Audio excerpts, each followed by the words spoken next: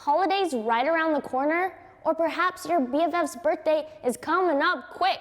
Well, if anybody knows how daunting wrapping presents can be, it's me, Trew.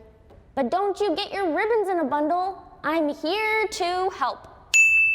Before we get you ripping and wrapping, let's gather our essential items. You will need a present wrapping paper, tape, and scissors. Bows and ribbons are both optional and recommended. I will demonstrate today on Trew's present.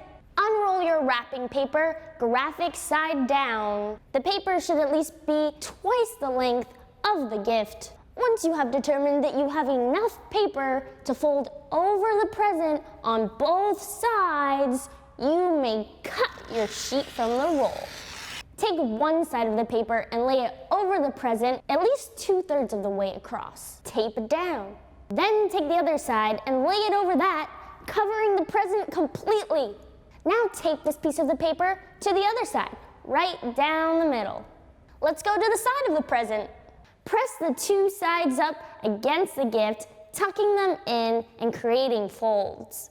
Then fold the top piece over the bottom and tape it shut. Rinse and repeat. Well, don't rinse your present, but repeat on the other side.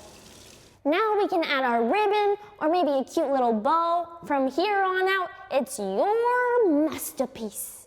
Well, shoot, that was easy. Remember, cut paper double the length, fold, and tape down. Fold over the other side and tape. Tuck the edges, fold the top and bottom, and tape.